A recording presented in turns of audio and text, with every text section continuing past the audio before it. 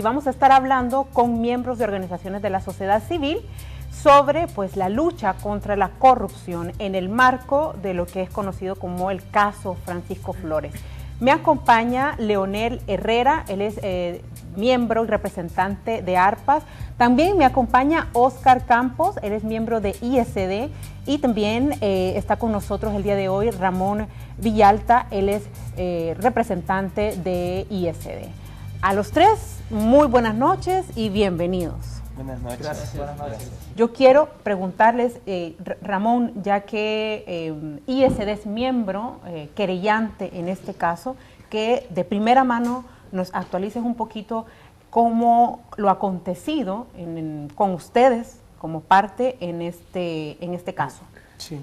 Bueno, el día de ayer se celebró la audiencia por parte del juez Italmiro Orellana, en la que se daba a conocer, se iba a dar a conocer cuál iba a ser el resultado del proceso sancionatorio que él había iniciado en contra de los tres abogados querellantes que tanto ISD como FESPAD hemos delegado, hemos nombrado para que nos representen. Y en el marco de esta audiencia, siendo una audiencia que él mismo la declara que se iba a llevar de forma separada del proceso del caso de Francisco Flores. Por lo tanto, en esta audiencia solo debería de haber estado presente el juez y los querellantes. Sin embargo, el juez convocó a la defensa en el caso de Francisco Flores y convocó también a la fiscalía. Ni la fiscalía ni la defensa tenía absolutamente nada que hacer en el marco de este proceso sancionatorio. Sin embargo, estuvieron presentes y tuvieron participación. Obviamente fue una audiencia para nosotros bastante irregular, en la que la parte querellante hace la defensa y argumenta las razones por las que consideramos nosotros que no hemos cometido ninguna violación en términos de haber dado a conocer información de carácter reservada, porque esa era la acusación que teníamos. Y en este caso planteamos además de que la misma Corte Suprema de Justicia, ¿verdad?, al haber emitido una resolución de sanción del juez y de traslado del caso al séptimo de lo penal, dentro de su argumento está planteado los temores que existen en términos de la influencia negativa que puede haber por parte del juez Italmiro Orellana en el resultado judicial del caso Francisco Flores. Eso a nosotros nos da un respaldo total, absoluto, de aquellas palabras que en un momento dijimos acerca de nuestra duda acerca del desempeño del juez Italmiro Orellana en la administración del caso de Flores. Nosotros también hemos argumentado claramente que nunca hemos revelado información de carácter reservada, porque amparados en la resolución de la Corte Suprema de Justicia que mandó al juez Italmiro a que tendría que abrir de forma pública el caso de Francisco Flores, caso al que no solo los querellantes ahora tenemos y debemos de tener acceso a la información, sino medios de comunicación y cualquier otra persona que así lo solicite. Y la acusación estaba relacionada con el caso del ROS y del FinCEN, en la que se nos manda a callar prácticamente para que no mencionemos ni la palabra ROS ni la existencia del FinCEN. Obviamente, lo que está prohibido es dar a conocer el contenido de ROS y el contenido del FinCEN, algo que nosotros nunca pudimos haber dado a conocer por cuanto no conocemos su contenido. Pero también debo de agregar nuestro señalamiento a argumentaciones y a declaraciones atentatorias contra la seguridad de los querellantes y especialmente de los directores de FESPAD y de la ISD por parte del juez, cuando en el marco de la audiencia el juez emite una declaración que no tenía ningún sentido, que no entendemos por qué tuvo que salir, en la que se refirió a que conocía nuestras relaciones pasadas nuestro origen político, que conocía nuestra pertenencia política, que conocía incluso quienes habían sido nuestros responsables. Obviamente nosotros, y yo en lo personal, nunca voy a lamentar mi pertenencia política en el pasado.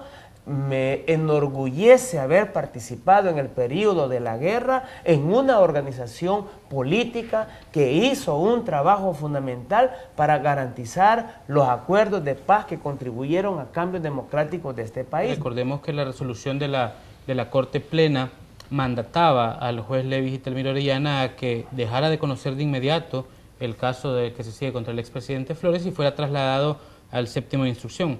Él podría haber también manifestado que ya no tenía algún tipo de injerencia en el tema del proceso sancionatorio, que a pesar de que se llevaba en una pieza separada y que ya había sido programado, pues él en sus declaraciones del día viernes dijo a la prensa que iba a enviar ambos procesos, tanto el proceso principal como la causa accesoria, que era el sancionatorio.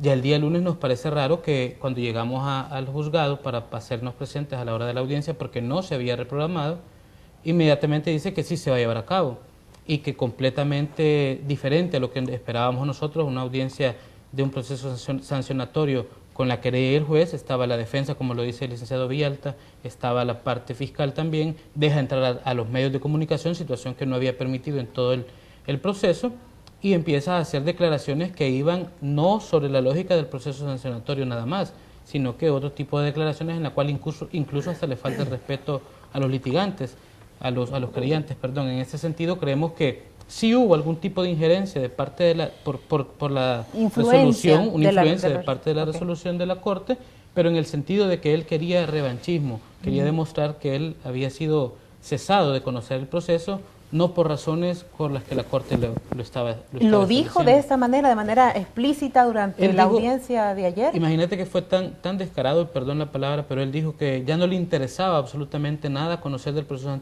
sancionatorio, no le interesaba saber qué más iba a pasar con el proceso de Francisco Flores. Es solo una prueba más de que este juez nunca tuvo ni el profesionalismo, ni la condición ética, ni el sentido de independencia para llevar este caso. Y el que la Corte Plena haya venido finalmente a separarlo y enviando el caso Flores, ¿va? No el caso Taiwán, como dice el diario de hoy, la prensa gráfica, confirma eso. Yo creo que la razón se ha venido imponiendo a lo largo del proceso. Fíjate vos, cuando el juez Orellana quiso abordar el caso en la opacidad, de espaldas a la opinión pública, al país, la Sala de lo Constitucional le dio la razón a la querella, revirtiendo la reserva total del caso.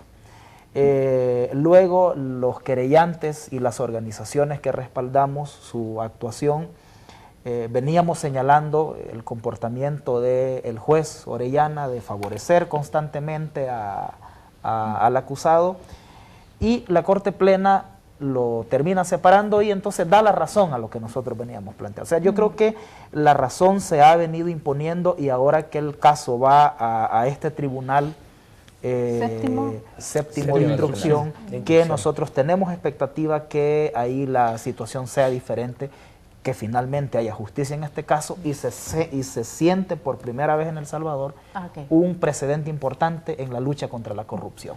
¿Qué posibilidades hay en este nuevo escenario de que cambien las cosas o se pueda incluir lo que ustedes están demandando? Bueno, y nosotros lo que buscamos no es en sí mismo que Paco Flores termine en la cárcel, sino garantizar que el sistema de justicia en El Salvador y la institucionalidad responsable de aplicar justicia funcione debidamente y demostrar si existe o no de verdad que la justicia es aplicable para todos y parejo. Si funciona en este caso, vamos a garantizar para el futuro que podrá funcionar para cualquiera. De la misma manera, estamos demostrando y buscamos demostrar que en este caso la Fiscalía, como entidad única responsable de la investigación por Constitución, en realidad cumpla debidamente con esa función y que en este caso demuestre que en realidad actúa con la independencia, con la honorabilidad y con la transparencia. Son más de 150 casos de corrupción los que se han presentado en los últimos años. Y hasta el momento uno no conoce exactamente el nivel, el estado de la investigación en que se encuentran. Nosotros presentamos en el 2012 un caso de corrupción o un anuncio a la Fiscalía de un presunto caso de corrupción que había en el Tribunal Supremo Electoral en el marco de la contratación de la empresa de transmisión de resultados y en el caso de la contratación de las empresas de comunicación que iban a llevar adelante la campaña de información y de orientación ciudadana.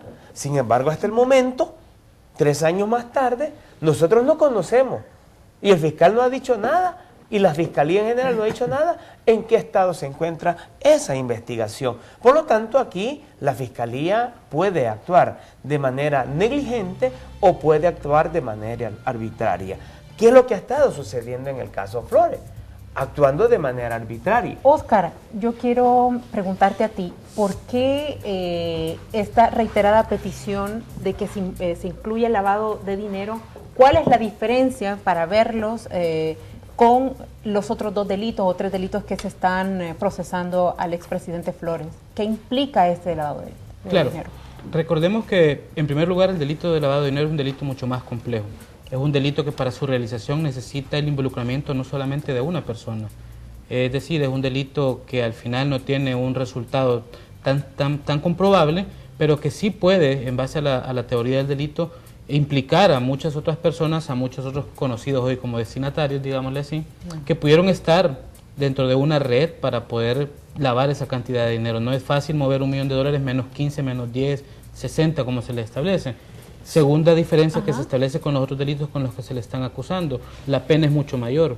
No prescribe tampoco en 10 años como prescribían los otros delitos. Y adicional a eso, cuando se inicia un proceso por lavado de dinero, el imputado o las personas que se miran involucradas en esta investigación no gozan de ninguna prerrogativa que la ley les establece. No pueden pedir arresto domiciliar, no pueden tener medidas sustitutivas a la detención provisional, no pueden computar en caso de ser culpables una pena diferente a la que no sea la de prisión o la pena privativa de libertad. En ese sentido, estas diferencias hacen que el delito de lavado de dinero sea quizás el delito más complejo por comprobar, pero que a la vez, al tener este tipo de información, esta triangulación de dinero, estos depósitos en diferentes cuentas, paraísos fiscales, etcétera, etcétera, es mucho más fácil de poder llevar a un juzgado.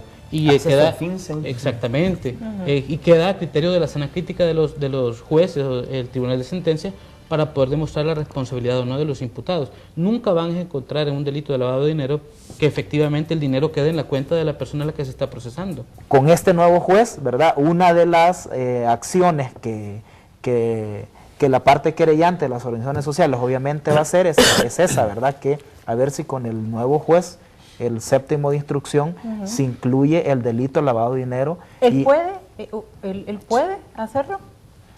Sí. Compañeros abogados pueden... Sí, lo que sucede es que recordemos que en este momento el delito ya es un delito de acción pública. Sin embargo, el hecho de que se haya presentado este aviso que te comentábamos hace un momento, el Código Procesal Penal en su artículo 17 señala que al no haber, o al que haber transcurrido un plazo establecido, no se pronuncia el fiscal general, el delito podrá convertirse en delito de acción privada. Y nosotros como querellantes tenemos el rol de acusadores particulares.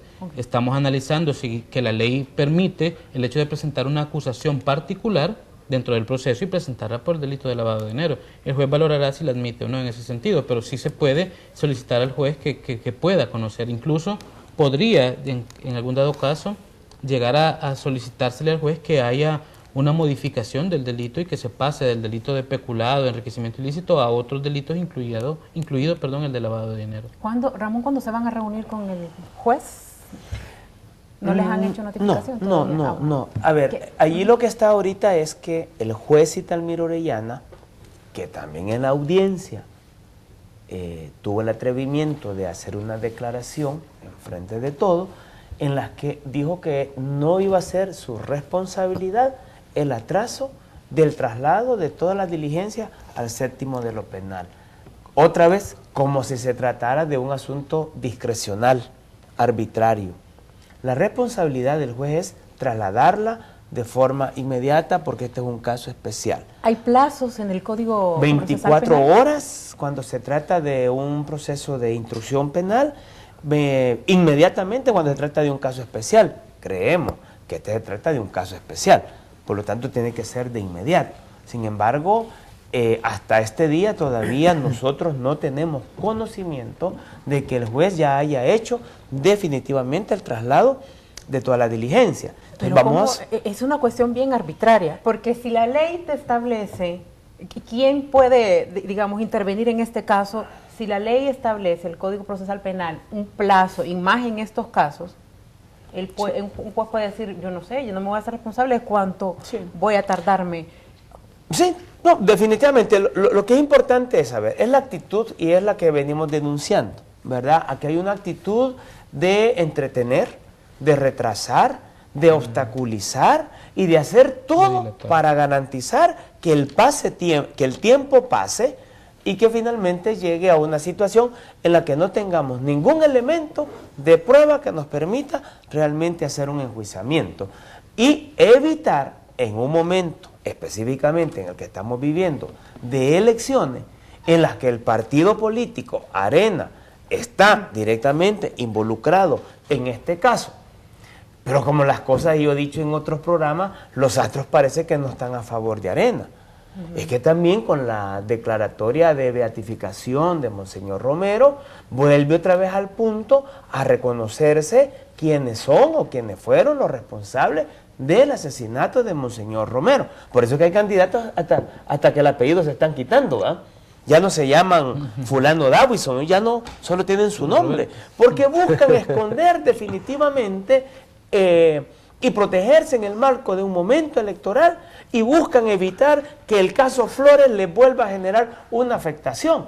Recordemos que el que conducía la campaña del Partido Arena para la elección presidencial era precisamente Francisco Flores. Quien todavía es presidente honorario del partido. El COENA no lo ha expulsado del Partido Arena y que entonces uno sigue viendo que aquí hay un entramado. Retomando lo que dijimos hace un rato, aquí hay un entramado de grandes medios de comunicación que se suman a esta estrategia de querer ocultar el caso, de no querer sacar nada de lo que está pasando en aras de proteger políticamente a un partido, pero no solo a un partido, es que ahí están directamente involucrados dirigentes y están involucrados gente del capital tradicional de este país, del mundo financiero de este país, que no quieren que efectivamente salgan a la luz. ¿Por qué el fiscal termina retirando el FinCEN? Y hemos solicitado al fiscal que nos entregue la copia de la sanción que ha impuesto Estados Unidos y finalmente nos la declara en reserva y nos vamos a ver el índice de reserva y esa información no se encuentra en el índice de reserva. Entonces, aquí hay una claridad. Eso es nuevo. Eso es nuevo totalmente. Pasada, yo dije, ustedes vinieron, lo único que ustedes explicaron, Ramón, era de que habían hecho la solicitud. Y que nos habían mandado a preguntar otras cosas. Sí. Y ahora nos han declarado que está en reserva. Entonces, bueno, pero nadie conoce de la sanción, solo se sabe que el fiscal la ha mencionado. Un documento, una prueba objetiva, física, evidente, no la tenemos. Entonces, lo que uno encuentra que en este entramado de protección de casos, justo con esto está el caso Selenel, que involucra a otros exfuncionarios del Partido Arena. Y que precisamente en ese caso se conoció por primera vez el reporte de operaciones sospechosas. Que dentro del caso Selenel, exacto. Entonces uno puede comenzar a sacar otra cantidad de casos. Y la gran preocupación, obviamente, del Partido Arena en esta elección es que se encuentra en una situación bastante complicada, con candidatos que no le están respondiendo como deben de responderle y obviamente buscan generar una acción y por ello hay que entender, no quiero mezclar mucho las cosas, pero por ello hay que entender por qué el Partido Arena está queriendo desprestigiar al Tribunal Supremo Electoral, porque el Partido Arena no quiere aceptar que después de que participó de la selección, del sorteo, de las posiciones y cuando toda la vida, al menos de lo que yo conozco, desde el 94 a la fecha, en todas las elecciones, este mecanismo de dejar en blanco las columnas o el espacio donde iba la bandera de un partido cuando no participa de una elección, siempre ha sido de esta manera. Y ahora acusa al Tribunal Supremo Electoral también de que está preparando en la transmisión de resultados y poniendo en duda la credibilidad del proceso y de los resultados. Este es un elemento grave lo que está haciendo Arena con la institucionalidad del país. Reclaman de por qué ahora el tribunal va a hacer directamente la transmisión. Yo le quiero recordar al partido Arena, en años anteriores, el costo de transmisión de resultados ha significado 12 millones de dólares. Y de esos 12 millones de dólares, y eso es lo que el fiscal no ha investigado, porque en esos procesos de adquisición, de contratación, han habido actos en los que se presume hubo corrupción, involucrada gente, dirigente del partido Arena. Entonces, hay que entender que todo este entramado de cosas que está pasando y de estar tirando cortinas de humo tiene que ver con la preocupación política en el marco de una elección, y obviamente el fiscal también se presta a esta situación y no quiere que se dé y se conozca quiénes son los otros responsables, los destinatarios, los beneficiados del dinero, quizás no solo de los 10 millones que están en el proceso actualmente del caso de Francisco Flores, 15 millones, sino unos hablan de 80, otros hablan de mucho más plata que en esto puede estar en juego y que debería de haber sido y debe de ser investigado. Pero es un elemento para nosotros que hay que entenderlo, que no solo se trata de un hecho aislado, sino que hay un conjunto de hechos en el que se está actuando para evitar que un partido no salga definitivamente afectado. Bueno, ¿qué opinión tiene de la cobertura periodística que le están dando a este caso y particularmente sobre la cobertura en relación a los querellantes y el papel del juez? Yo creo que como contexto para responderte, me parece que evidentemente en el caso este de Francisco Flores hay toda una trama, una conspiración para protegerlo y para tratar de dejar el caso en la impunidad. Minimizarlo. En esta trama me parece a mí que participan, obviamente participó el juez Levis y Talmiro Orellana por las cosas que ya dijimos. Pareciera que también participe el fiscal por el comportamiento que le hemos visto al fiscal. Acordate, el fiscal no quería judicializar el caso. Después lo llevó, pero no quiere incorporar el delito de lavado de dinero. Me parece que en esta trama, como dice Ramón, también participa el partido Arena. ¿Por qué Arena no expulsa a Francisco Flores? Lo mantiene como presidente honorario del partido. Al expresidente Saca lo expulsaron fácilmente, pero a Francisco Flores no. Y creo que también participan algunos grandes medios de comunicación. El diario de hoy, por ejemplo, no tuvo vergüenza en publicar editoriales defendiendo a Francisco Flores. El diario de hoy escribió un editorial diciendo que Francisco Flores había sido el mejor presidente que había tenido El Salvador. Imagínense ustedes. Eso escribió el diario de hoy. Luego creo que otros medios lo han hecho más silenciando, ocultando, tratando de minimizar y resaltando otros casos, ¿verdad?, que no tienen la dimensión del caso de Francisco Flores. Por ejemplo, ¿te acordás toda la alaraca esta que se hizo con el caso de Cifrido Reyes? Sí. ¿Verdad? El caso de Cifrido Reyes fue portada del diario de hoy y la prensa gráfica durante más de una semana. Bueno, mantienen el tema cosa que nunca hicieron con Citram. Francisco Flores. ¿Verdad? Exactamente, entonces dándole volumen a otros temas, a otros casos y minimizando el caso del expresidente Flores. Yo creo que aquí los medios de comunicación que participan de esta conspiración tendrán responsabilidad si este caso quedara en la impunidad. Yo creo que habrá después que establecer responsabilidades. ¿Qué responsabilidad tuvo la Fiscalía? ¿Qué responsabilidad el sistema judicial? ¿Qué responsabilidad los grandes medios de comunicación? Que bueno, un hecho que a mí me parece pero ejemplarizante de esto es que cuando se decretó la reserva total del caso, ningún medio de comunicación protestó. Bueno, yo creo que es importante la manera como se puede influir en el pensamiento de la población. Obviamente no es lo mismo poner una fotografía con los querellantes y un titular que diga querellantes iniciarán un proceso en contra de juez en el caso de el expresidente, en el caso de corrupción del expresidente Francisco Flores, porque eso es golpear duro en un momento electoral a un partido que participe y que no quiere verse dañado. Y que entonces eso, el mensaje es, y la lectura es una, y para la gente le queda claro. Pero al plantearlo, el caso Taiwán es otro caso o es el mismo de Francisco Flores. Entonces genera y rompe en el ideario de la gente, en la imagen de la gente, rompe precisamente con lo que se ha venido haciendo y tratando. Si ustedes ven ahora, y uno ve en las redes sociales a los troles, el día de ayer aparece con este escándalo del banco HSBC, mencionado Cuba y mencionado Venezuela, y los troles se dieron gusto trasladando esa información y diciendo cosas.